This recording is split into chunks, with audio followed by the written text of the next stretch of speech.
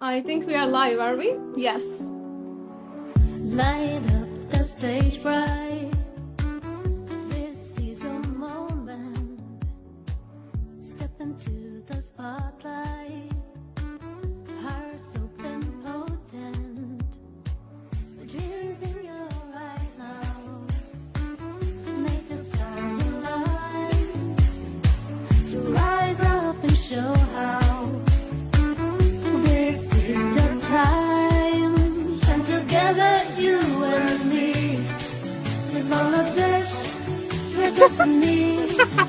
우리 오늘 프레로나 우리 সম্ভাবনা তোমার মায়াবী দৃষ্টি আলোয় আলোকিত জীবন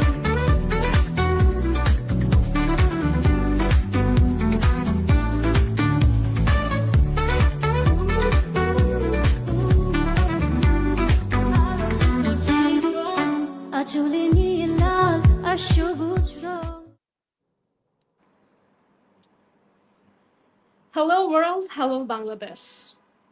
As women, we are often defined before we get the chance to speak about ourselves.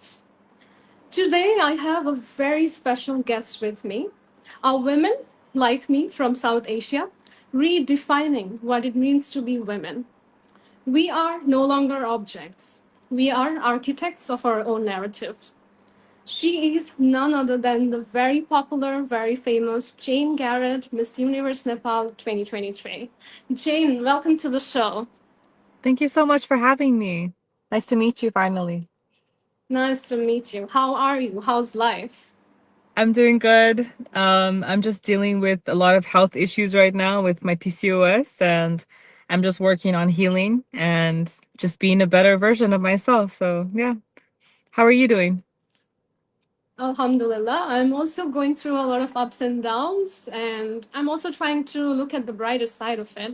And Jane, it's so brave of you that you started with talking about PCOS, something that a lot of women in today's time are struggling with, but they do not get to speak about it publicly. Would you mind sharing a little more about this and what motivated you to be so open about this with the world? Yeah. So PCOS is called polycystic ovarian syndrome, and it's basically a hormonal condition in women. And in South Asia, did you know in South Asia, 1 in 4 women have PCOS? So in Oh my South Asia, goodness. it's a very big number in South Asian women especially. And it's caused by genetics, it's caused by childhood trauma. There's actually a direct correlation between trauma as a woman and getting hormonal disruption in your body and mental health issues as well. It's all connected. And it's also caused by your diet as well and what you eat and your lifestyle, if you're exercising and different things like that. And so since I was young, I've had PCOS. Like I didn't know. I had no idea. And Uh-huh. I was struggling with it for so many years, and now for some reason my body is kind of shutting down, so I'm actually getting joint pain. So every Oh. single day, like my bones actually are burning, like they actually burn. And it's like it's hard for me to even get out of bed in the morning. It's hard for me to, I'm always tired, like always just tired. I gain weight so easily. I'm having like hair loss issues. I get like, you can get beard, like a beard on your head. And this issue causes so many problems with so many women because it's making us feel so hopeless. It makes us feel very tired. We feel very unmotivated. We feel very like low self-esteem because we can just eat a normal diet and we can just gain weight very easily compared to like other people. They can eat whatever and they won't gain any weight. But for us, we can gain weight like so easily. And so I'm like on this very healthy, strict diet right now, just eating super healthy because I also got pre-diabetes because Oh my goodness. this hormonal problem causes pre-diabetes. It causes like we have basically 10 times more likelihood of getting diabetes, heart problem, cancer. We have like 10 times more risk of that. So it's very important that we have to have a healthy diet, healthy lifestyle, because if we don't do that, then later we're gonna suffer even more. I'm already suffering and I'm just 24, and so I'm doing my best to just have a good lifestyle and be healthy. I want to feel energetic. I want to feel good again, you know. But that's kind of what Yes. PCOS is. Yeah, it's basically a hormonal problem in women. You have spoken about it rightly. Like, even in Bangladesh, especially women, we have to go by a certain beauty standard. Like, a Yeah. lot of people, a lot of men don't even know that women can have facial hair or body hair. Yeah. So there's this extra shaming attached to it. And especially if you have a problem like PCOS, you get to have a lot of facial hair, and that can be looked down upon by society. So a lot of women choose not to speak about the disease because, or not to show any symptoms or signs to others, because they feel that extra pressure of being perfect, of being healthy. So I think when a beauty queen like you talks about this openly with the public, that obviously would encourage a lot of women to learn more about their health issues, to openly talk and exchange, and maybe be better as a collective. I really appreciate you for speaking about this. Thank you I so much. have something. I have something more to add. Jane, you have made history on the stage of Miss Universe. You are the first plus size contestants in the history of beauty pageantry who made it to the top 20 on Miss Universe. That moment inspired millions of women.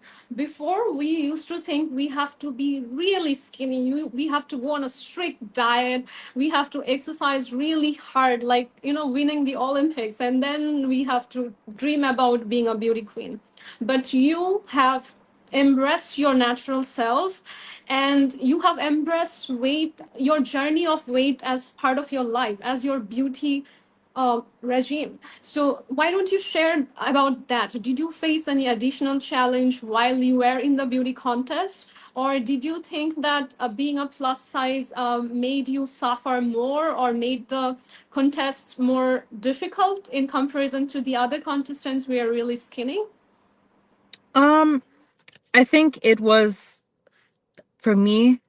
I think there was advantage and I guess a little bit of disadvantage as well, but it was a mixture of both because obviously if you're different from the crowd, people will either celebrate you or they'll also make lots of comments about you and they'll try to judge you and everything. So I got a mixture of both, but I just kept staying true to myself and just trying to really just spread the message of like everybody is beautiful. We don't all have to be stick thin to be beautiful. That's not what beauty is. We don't have to be a certain skin color, because even in South Asia, like I've noticed like a lot of people like they prefer women who are lighter skin color, or or they look a Yes. certain way, and it's very that's racist. That's against what God created us to be. God made us all unique and beautiful, and we need to love ourselves. And even a lot of people all around the world, we're all trying to look a certain way, like have Yes. a nose, similar nose or jaw or teeth or whatever. And it's like you just need to love yourself and just embrace who you are. And of course, work on yourself. Of course, have a healthy lifestyle. I'm not saying be obese or unhealthy, but be healthy and take care of yourself, but also embrace the person and the body that you have. We all have different genetics. We all have all these different things, and we need to love that. And during the beauty pageant, it was hard for me because I would also get thoughts sometimes. Of course, you get negative thoughts. You get, oh, am I good enough? Am I even gonna win? Oh, are they Yes. gonna even see me? Especially the first day, the first few days, I was so scared, and like nobody noticed me. They were like, oh, she's like some fat girl, like, well, she's just here, like. And then but the thing is, what I did was I faced my fear. I went against. I didn't care what anyone said. I didn't care what anybody said, and I literally just every single day I was like, how can I be better? How can I? Because like that was my first beauty pageant ever in my life. And when I went Yes. there and I achieved that. And basically that's also a lesson for everybody, is that you can achieve anything with your mind. Your mind is so powerful. Yes. If you believe in your mind, and you believe in yourself, and you believe in your capabilities, and if you face your fear, then you can achieve anything. So for me, like everybody has fear. I had so much fear going on that stage. I had so much fear, like being the first plus size girl. I was scared. I literally would get thoughts like, oh, I wish I could be skinny like those girls. I wish I could look like that. I wish I had this. I wish I would get those thoughts. But then I would always control my thoughts and be like, I don't care. It doesn't matter. I'm going to be myself. I'm going to show the world what beauty is, what real beauty is. Because a lot of women, and especially in beauty pageants, I can't really, I'm not going to call it beauty, because how can you call surgery beauty? How can you call plastic surgery, starving yourself, all these, liposuction and everything? How can you call that real beauty? And then they want girls to be like, oh, you're so pretty. You're so pretty. But how is that real pretty? Like, how is that real beauty if you're getting Yes. surgery to look a certain way? That's not even who you really are. And does that kind of make sense? Do you understand? Like, do you understand what I'm trying to say? Yes. Like people will do surgery, or they'll do like a boob job or like a nose job, and then because they want girls to be like, "Oh, you're so pretty," and they'll be like, "Oh my God, thank you," and all this fakeness, and it's like that's not even beauty though. So why are you like that's not real beauty? That's how can you accept that compliment if it's not even really you? Does that make sense? Yes. Oh, Yeah, it does. yeah, No, I tend to believe that whatever floats their boat, like whatever makes somebody feel confident, I'm all open to it, to be yeah, very frank. Yes. yeah, But then I also believe everything that we consider is our flaw, if we learn to be confident about it, yeah. they can be the very things that make us stand out. Like Yeah. in your case, it has happened. Yeah, And I have no problem with if a girl wants to do plastic surgery, if she wants to wear makeup, if she wants to do whatever she yes. wants, that's fine. That's her choice. No problem with that. But all I'm saying is that also embrace who you are. You don't have to feel pressure to hold on to some beauty standard, to be a certain way, to think that you're beautiful. I think if you want to, do whatever you want to do to enhance your beauty, that's fine. But just it's better to not also try to have that constant Yes. pressure to be like, oh, I have to be something else. Be yourself. Uh-huh. That's all. From what I have heard, Jane, you were born in the US, but you're also Nepali, Hmm. and you probably had an first-hand experience of the difference in beauty standards in both the countries, in Nepal and in US. And many times, as women from South Asia, we are told that women from this part of the world are lesser in terms of beauty than the Westerners or the Middle Easterners or the other parts of the world. Where do you think lies the truth in that stereotyping? And at what point of your life you realize that you are not going to play by the rules and you're just going to feel beautiful on your own? Well, I always struggled with low self-esteem. I came from a very dysfunctional family and a lot of toxicity, and I guess that also played because I came from that kind of family. I think that also I internalized it to be like, oh, I'm not good enough. I'm not beautiful Oh, enough.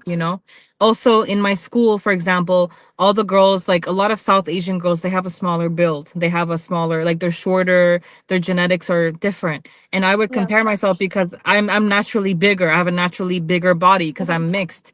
So I would always compare myself to these girls, and the girls would literally be like, oh, you have to do this, you have to do that to look pretty, do this, don't eat this much food, do that. And I would be like, okay, and then I would starve myself and try to be skinny, and then Yes. but then later I had to realize, like, and I still struggle with it to this day.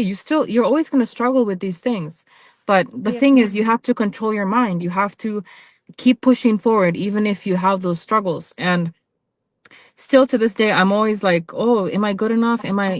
But then I have to remind myself, no, like those are just thoughts in your Yes. head. You still have to love yourself. You still have to accept yourself. And I don't believe that there's any one race or one, type of person that's only beautiful.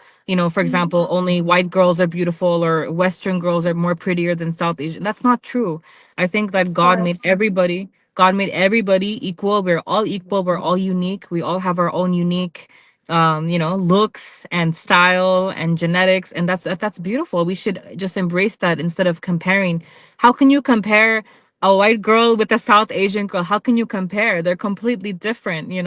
So Of course. when you're comparing that, then you're actually holding back each unique ability of each person and each look. So But um basically what sorry, I'm sorry. What was your question again? I got I went I was gonna answer, like I went on the story, but then I was gonna answer the question. What was the question again? It's about the first-hand experience in difference of beauty standards in both the Okay. countries. Yes. Okay, so in Nepal, they're very judgmental if you're fat, if you're overweight. They're extremely judgmental. Like I would walk down the street and I would be called elephant. They'd be like, "Oh, there's Oh an elephant." no. Yes. And No, I no. was like, one time I got so angry. I was like, "You need to watch your mouth. Like, how can you say that to people?" I got so upset. I was like, "What's wrong with you?" You know? And then in America, most people look like me actually. The average size in America is extra large for women. Mm-hmm. That's crazy, and I had no idea because I just moved to America, and then I see all these girls, they all look like me, and I'm like, oh, okay. So here it's very normal, but then in the fashion industry, in the beauty industry in America, again, they have that, again, they want to push that stick thin, but most girls in America don't even look like that. And then Yeah. in Nepal, they're again also pushing that stick thin. And I don't know why are they doing that? Why are they pushing that as beauty? Because not everybody looks like that. Not everybody's Exactly. meant to look like that, you know? So I don't know. I don't know why they're doing that, but I've noticed that there's a big pushing for thin, extreme thin, always pushing for that.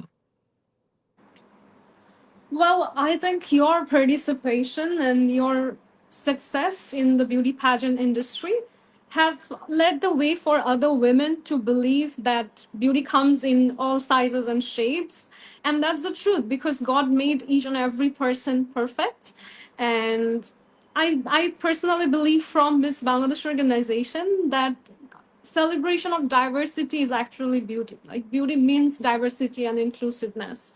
Yeah. And that's also one of the very reason why I thought you would be the perfect first guest for my show Mindful with Meghna, because you are such an inspiration to women in Bangladesh and also to me personally. Mm, thank you. So sweet. And I have one question for you. In the global context, in whether it's a conservative country or whether it's a Western open country, we often face as women that men are celebrated for their power, for their physical strength. When a man is strong, society respects that. But for women, our femininity, our beauty is part of our intrinsic power, right? Why is it that world fears a woman's strength? Why is it that beautiful women, bold women, women who embrace their sensuality and beauty are often boxed into different stereotypes like she's too bold or she is too much? And do you think as a beauty queen or as a pageant queen, you have a way of navigating through those things? Hmm. So why they do that? I think people do that because we're all programmed to believe a certain thing. So society, each for example, each society has their own view of, how women should be, how men should be. And before, like, did you know, like many thousands of years ago, even hundreds of years ago, women hardly had any rights. We were literally treated like second class citizens in Yes. before this whole movement of jobs and women equality. We were treated like second class citizens, and we were literally like seen as a man's property. So now I feel like a lot of people, I guess, maybe still have that mindset in different societies. They think that, oh, women are second class, or we have to only be a certain way, and then men have to be a certain way. And I think, in my opinion, you can be who you want to be. It's your choice. I think we all have different personalities. I think some women, for example, they could be more feminine, they could have more feminine energy, and that's okay. And then other women, they could be more ambitious, they could be more, bold, more confident, more, like you said, embracing their sensuality, and that's also Yes. okay. And not everybody has to be the same as well. We all have different personalities and ways of expressing ourselves. And um I think it's all programming. I think that people need to be more open-minded. We should, of course, hold on to values and traditions. I do believe in values and traditions. I do believe that we're not men. I don't think that women are men. We shouldn't try to be like a Yes. man. We don't have to Mhm. be like a man. I think that we should embrace who we are and our femininity, but also we should also be able to have the freedom to express ourselves how we want, how we would like to express ourselves, you know? And like you said, be bold. Like I've noticed a lot of women are very shy. They're very like, you know, timid. They don't want to speak their mind. And it's like a lot of people want that. It's like they want women to just not speak their mind, to be shy, to be, oh, it's okay, okay, you know. It's like men or a lot of people want that. And it's like, no, we should also be able to share our opinion, to share our feelings, to share who we want to be. And I think that's valid. And yeah. Mm-hmm. Well said, well said. To everybody watching this live, Mindful with Meghna, the whole concept of the show is to reflect that as men or women, we do not have to prove that we belong through any standard or through going by any social rules. It's not just about women.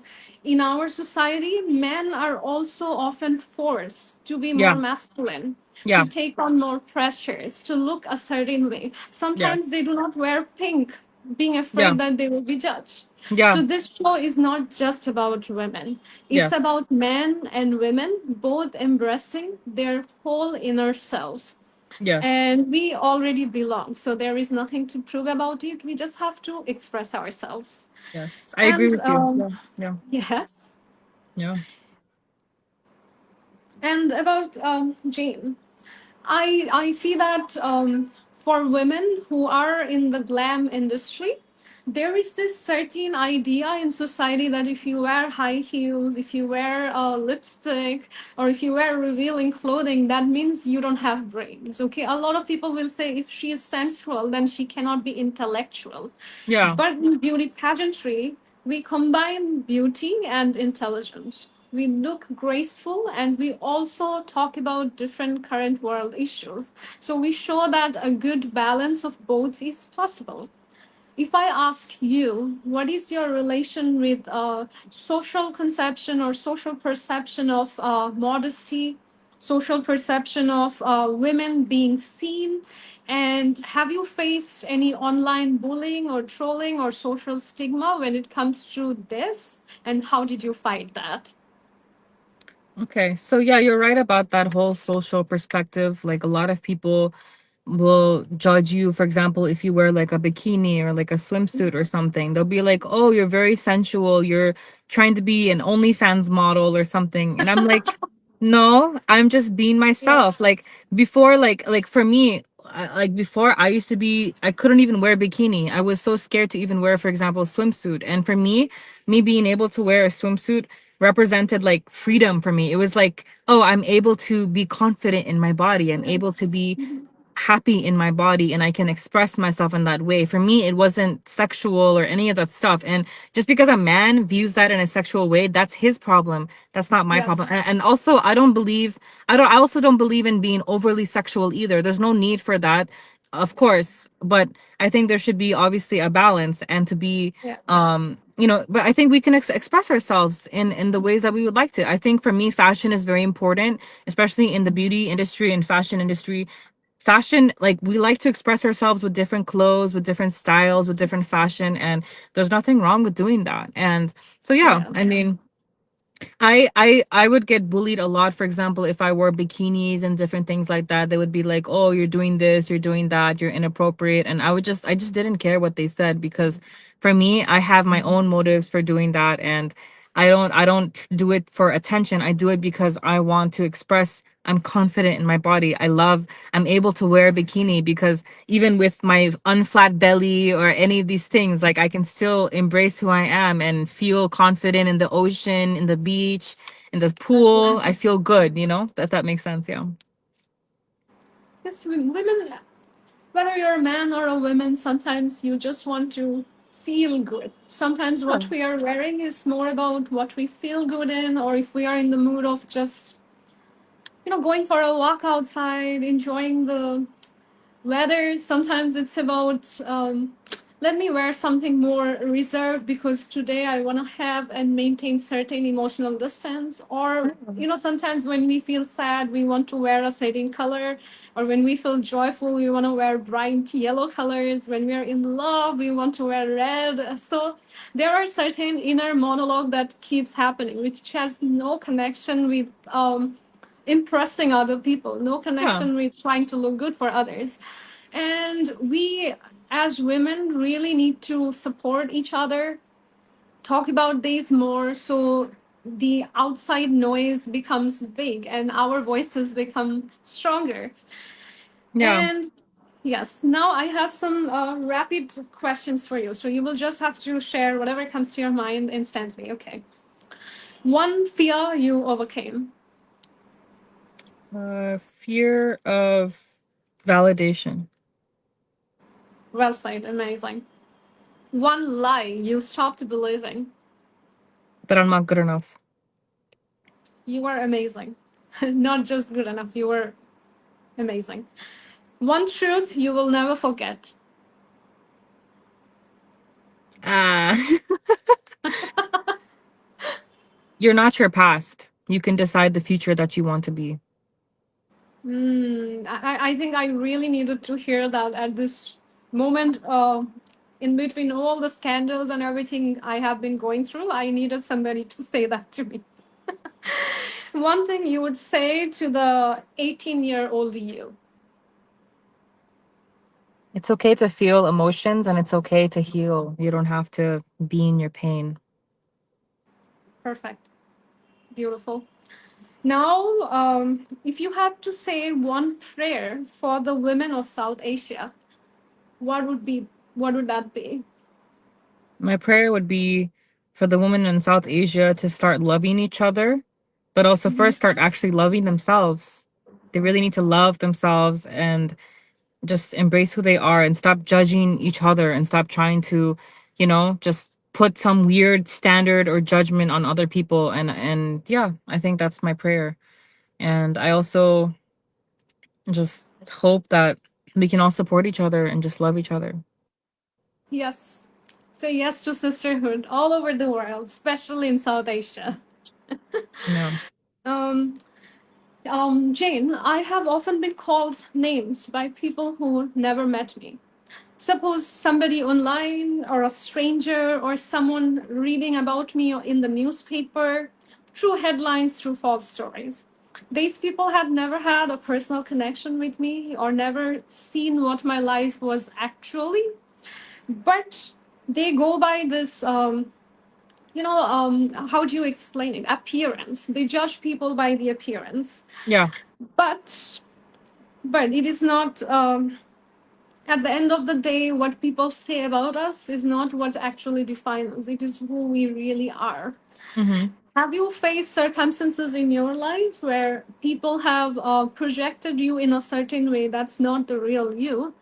In those situations, how did you react? Did you try to tackle it in any way? And if you did, what was your steps? Okay, so yeah, I've faced that a lot, even recently. And some people, like, the way that they perceive me, some people will think that, oh, I'm just some social media person. I'm always on social media only, it's just whatever, their own perception, or that I'm trying to get attention or validation, or that I want this or that. And it's like, you don't even know me. You have no idea my story. You don't even know where I came from. And it used to bother me. I used to be very bothered. I used to be very upset. Even when I was at, when people would just make comments about me, even my own family, they would just make comments about me and just say, oh, you're doing this or you're doing that. And it used to bother me for like hours. I would think about it. I would be like, oh my God, like I would feel very hurt. And I realized I was like, you can't let that bother you. You cannot let that hold you down and make you feel bad, even if it's your own family member putting you down. You have to realize, like, okay, they can think whatever they want to think. I don't have to explain myself to anybody.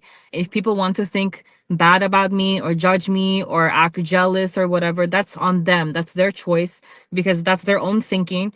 but I know who I am. I know exactly Yes. what I do. I know why I do what I do it. And maybe they are trying to give you advice or something, whatever. You can always listen to what they're saying. It's fine. But in the end of the day, you know what you are doing, you know why you're doing it, and I think that's what matters the most. Um you don't have to let anyone define you because you define you and you choose who you want to be. So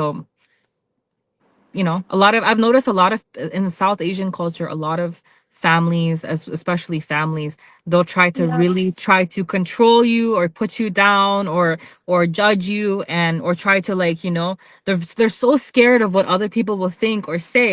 And I think that's a very outdated mindset. I think that we shouldn't be so scared of what other people are going to say or think of us. I think we need to just be able to live freely and be ourselves. And I think that that can be very toxic and that's very oppressive on society.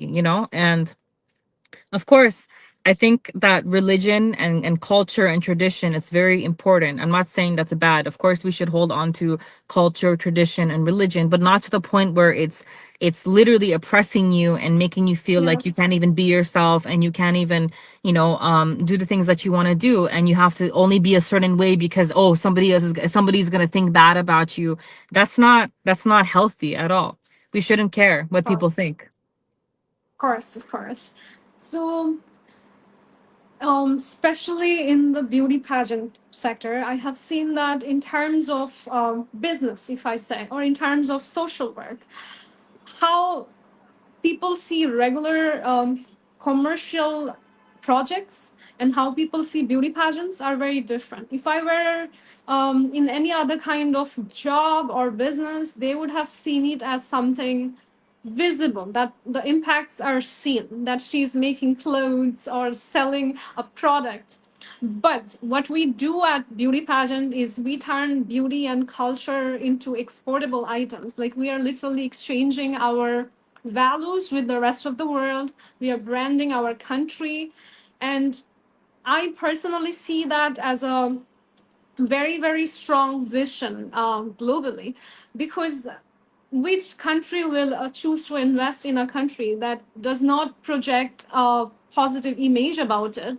I think that for Bangladesh, when we convey to the world that our people respect women, or when we express to the world that we are so progressive and in our society we have such diversity of people embracing each other, that actually attracts tourists, that attracts investments, that attracts a lot of people to have a positive idea of Bangladeshis, and they get treated better in the long run.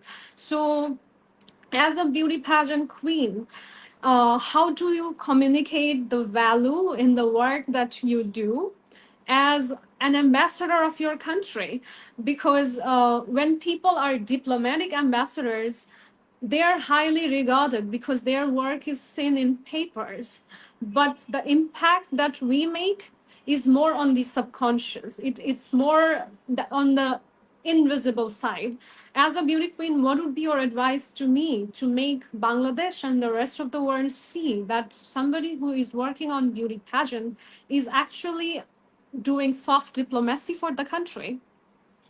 Well, I think that you should be true to what Bangladesh really holds on to. I think that maybe instead of trying to be like every other country, I think you should be what your country really is. I'm not saying oppressive and against women or anything like that. Of course, you're also showing Bangladesh what we can be as well. You're also showing Bangladesh how to treat women in a way. So you're also teaching the country as well. But I also think it's important to also, show the culture of Bangladesh, show the traditions, show the values, and represent that as a woman and as an ambassador, because that's actually showing the truth and that's showing uniqueness as well of Bangladesh, because Bangladesh is its own country. It's not like Dubai, it's not like America. It has its own unique values and traditions and honor. And I think it's really important for you to also be able to show that, but also you're also showing, how, for example, like you said, progressiveness of women and how women should be treated. And I think that if you, for example, like your Miss Bangladesh, what would she be like? How is she representing her country? That's very important, like you said. And yeah, I think it should be balanced. Like from the beauty pageantry, I have gotten to meet you and learn about you. And also, when we go to the pageants ourselves, we create this strong sisterhood with women from different parts of the world. And we get to learn about their cultural perception, we get to learn about their social values. And that creates a uniform world. Like the world is in the palm of your hand now, because before, when we are not into the beauty pageantry scene, kind of we used to imagine what foreigners would be like, what women from the other world would be like, but now we can really connect to each other. We are like we're from the same world, not different countries anymore. And I think that's a very, very powerful medium for the entire global community to work on various social causes together, to raise our voices together against injustice in any part of the world. As Miss Universe Nepal and also a US citizen, like you are a mixed person, how are you utilizing the fame and the sisterhood that you achieved from your beauty pageant platform in transforming Nepal or the US for the better?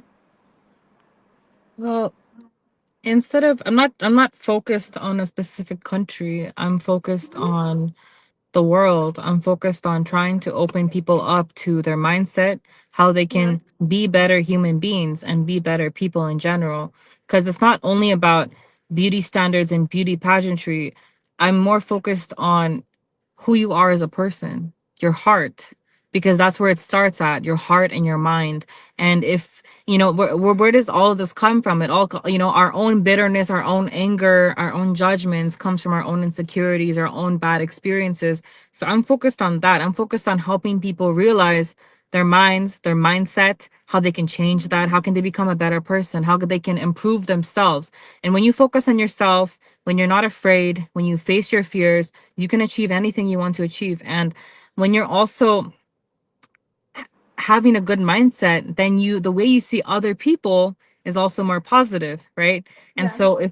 if we don't have that constant, that my mindset of, oh, social media validation, let's be famous, likes, follows, all these things, beauty, lipstick, makeup, all those things, that's all fake. That's all fake. That's not reality. And that's not what humans should really be. We should really focus on how to treat people with kindness, how to be a good person, how to control our own mindset and our own mind. So that's what I focus on, and that's how I'm trying to help people.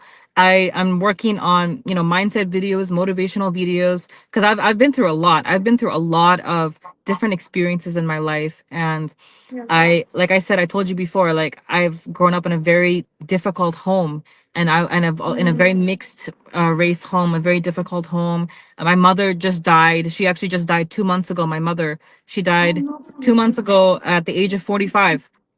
And I learned a lot from all of these different experiences: Miss Universe, traveling around the world, being a nurse in New York. I've learned so many different things about all these different experiences. And the one thing I know is, if you don't heal your own trauma, if you don't heal your own self, you're not going to be a good person. You're not going to be able to help other people. You're not going to be able to be a happy person, right? You have to heal your own trauma. Yes. You have to heal. And also, it's really important to break your generational trauma that you have, because a lot of our trauma comes from our parents and our parents' parents and that generational thing.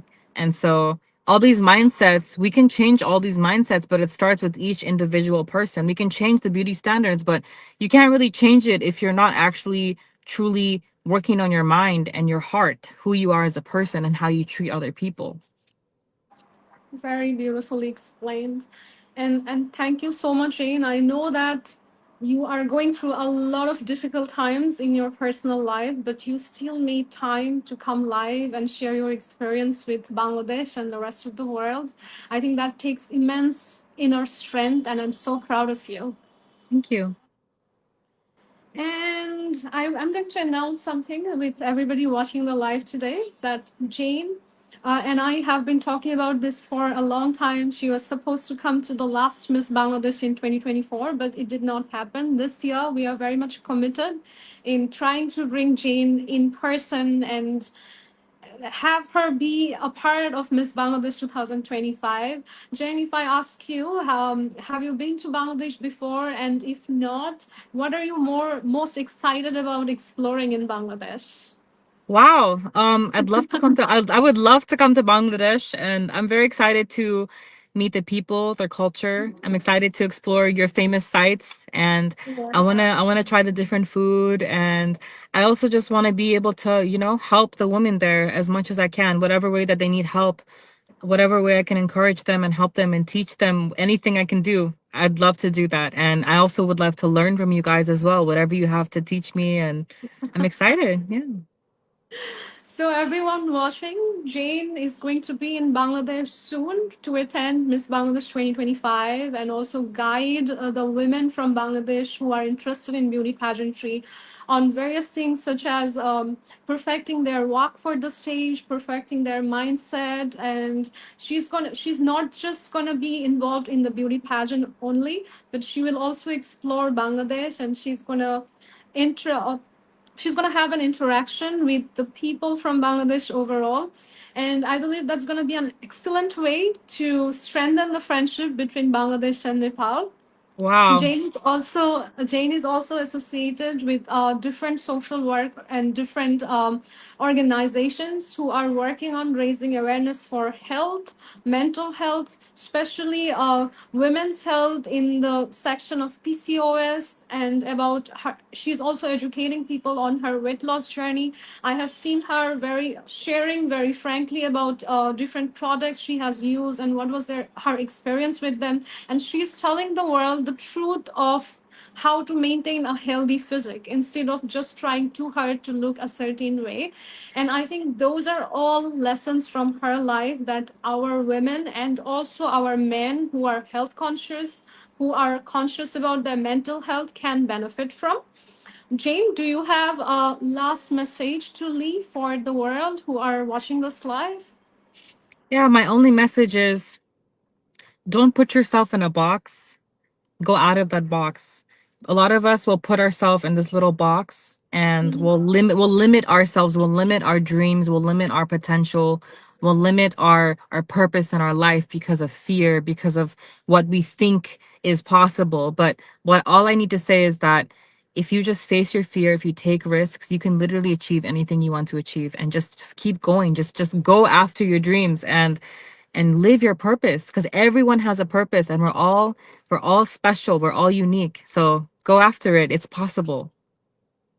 Oh, wow. Very well said. To everybody watching, whether you are a man or a woman, Yeah. remember what Jane said today, that God made us all perfect. We will try and improve ourselves to the best of our efforts, but we will embrace the journey with positivity. And about Bangladesh and Nepal and all the countries in South Asia, remember that when we send a delegate, a woman or a man, to participate in a beauty pageant internationally, we are sending our voices to the world, our representation, our global ambassadors, our diplomats. Let us all embrace these contestants, help them, support them, cheer for them, so that in the long run, not just Bangladesh or Nepal or US, as a collective, as the world, as Asia, we can prosper together. Thank you very much for watching today's live, and a special thank you to the beautiful Jane Dipika for joining the live today. And I'm welcoming you all to watch the next episode of Mindful with Meghna. Bye bye, stay blessed. Thank you so much. Thank you. Thank you.